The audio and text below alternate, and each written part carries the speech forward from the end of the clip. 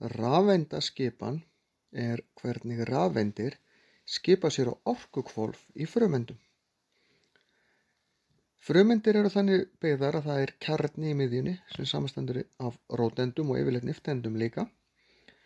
Þær eru fastar en utan kjarnan svífa rafeindir sem eru mínuslaðnar á meðan róteindirnar eru plúslaðnar.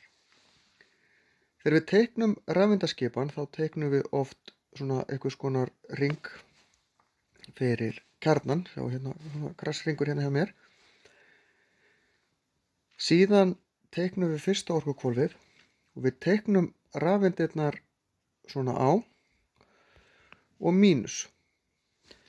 Þetta eru tvær rafeindir og það komast bara tvær rafeindir fyrir á fyrsta hringinn.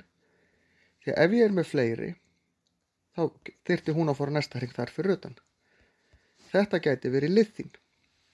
Liþín er númer 3 í lótukerfinu, er þar á leiðandi með 3 róteindir í kjarna og yfirleitt með 3 rafeindir sem komast á fyrir 2 á fyrsta hring og svo kæmust í raun fleiri hérna á annan hringinn en þær ekki nema 3, þannig að það fara 2 á fyrsta og svo þessi þriðja þarf að fara á næsta fyrir utan.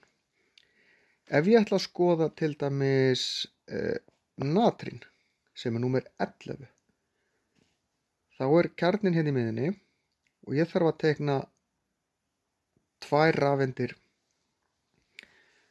á fyrsta hring, svo komast 8 og þá þarf ég að teikna 8. 1, 2, 3, 4, 5, 6, 7 og 8. Því að á næsta hvolf komast 8. Þá er ég komin með 10 rafeindir, en natrín er númer 11 og inniheldur 11 rafeindir. Þá þarf ég að teikna 1 hring í viðbót og rafeindin kemur eitthvað staðar á hann. Í raun skiptir ekki máli hvar á hringinn hver rafeind kemur, þar að segja á hvort hún er upp eða niðri eða til hliðar á hringnum, en það skiptir öllu máli á hvaða hring þær eru. Og á þennan þriðja hring komast 8. Þannig að svona teiknum við rafeindir, hvað eru þær margar? Ef þær setjum fyrstu 2, ef það er 1 eða 2, þá fara þær báðar á fyrsta. Ef þær eru fleiri en það, þá þurfum við að fara að ráða næsta hring þar á eftir, alveg þangað til við erum komin upp í 8. Ef þau eru með fleiri en það, þá förum við yfir á þriðja hringinn og þar komast alveg upp í 8 líka. Svo komast reyndar 18 á næsta hring þar fyrir utan.